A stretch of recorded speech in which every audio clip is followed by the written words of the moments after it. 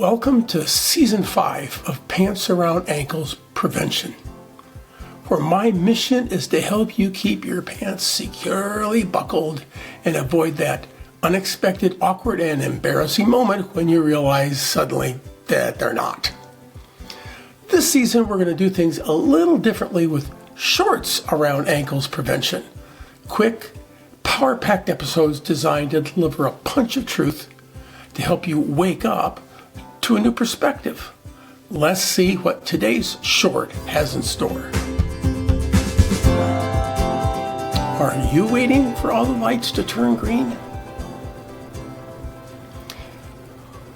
Well-known marketing expert Seth Godin is reported to have said, "Instead of wondering when your next vacation is, maybe you should set up a life you don't need to escape from." I love that. Let's be clear, however. We all need a change of scenery periodically. We perhaps need to spend more time with our children or our spouse.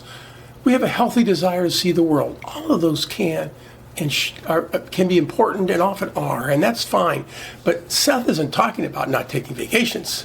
He's talking about building a life in which a vacation isn't something to necessarily be looked forward to any more than what you were doing in the weeks before it or the weeks after. He wants those weeks to be just as special. And this is so far from the experience of most people's lives as to be almost an absurd thought for many. Now, I live in the same world as you.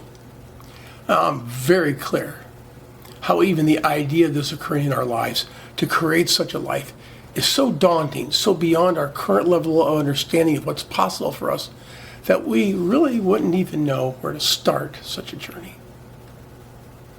And when that happens, what we do, at least most of us, is dismiss the thought.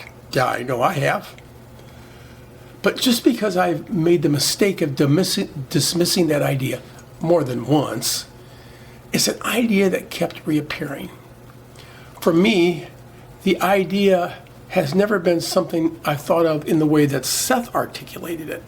It's an idea that I need, a very important choice of words there.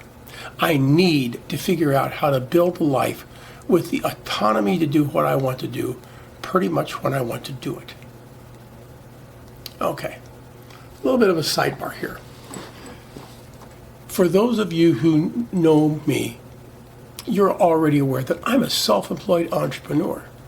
And it might appear that I've got certain flexibilities that someone who works for others might not enjoy. Yeah, I can hear the yeah buts rolling in. No, this is a mindset issue. We are all self-employed. Now, it may be true that someone other than you may be signing your paycheck, but you're ultimately responsible for both the amount you receive and for the flexibility you require and demand in your employment. So on the surface, yeah, the constraints appear different, but beyond the surface, it's exactly the same thing. So I don't want to hear a yeah buts. End of sidebar. Tim Ferriss is credited with creating, or at least popularizing, what has become known as lifestyle design. It started with his best-selling book, The 4-Hour Workweek. And while some of that book and its examples may be a bit dated, the most fundamental messages it contains are just as valid today as they ever were. And the literal explosion in digital nomads and the work-from-home culture give credence to both the possibility and the need for this in our lives. There's that need word again. I recently figured out that I decided to pursue this outrageous sounding goal about 10 years ago. Now, I just now figured that out. Because in my case, it wasn't some sort of grand strategic plan I put into place. I was just stumbling along like most of us and didn't realize that what I was doing at that time was starting that process. I just decided to make a series of changes. First step, I'll describe it in the context of the title of the newsletters that I have. I decided to wake up And I began taking proactive steps necessary to do that. And it wasn't that I decided to wake up and take the steps. It's that I started taking the steps and then I realized what was happening, what they represented. Many of the most visible shifts were vocational changes, but their outward behaviors were all accompanied by internal changes. And all real change starts on the inside. At least for me, there was a need for these adjustments. It wasn't with a grand plan to become what I am now. Indeed, at least vocationally, none of what's happening around me now was in my awareness when this all started. I had a good life, I had a good income, I had good health, I had good family relationships, but I recognized that I needed more and went and took the steps to create it. I'm fond of a metaphor that I use when I talk to people about changing their lives. If you want to drive from New York City to Los Angeles, you don't wait for all the lights to turn green before you start. So put the car in gear.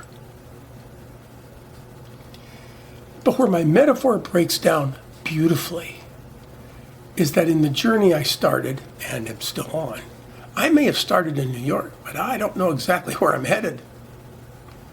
Now that seems to be scary for most people, but I find it much, much more scary to stay stuck in a life when I know in the depths of my being that it can be even better. There's a quote attributed to Flannery O'Connor, a writer, that says, "I write because I don't know what I think until I read what I say." He takes action, in this case it's writing, to get what he's after.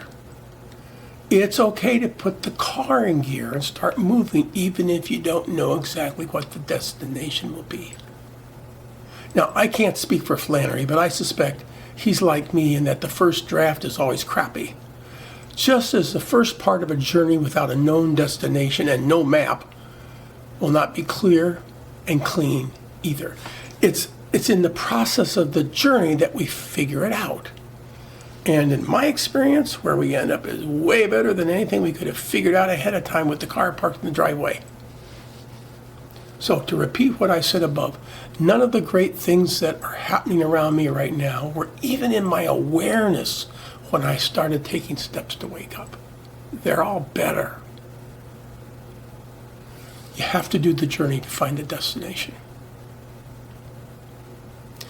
Now, if you don't know how to start the journey, stay tuned, because next time I'm going to teach you how to start building a navigational map to help you find the right destination. See you then.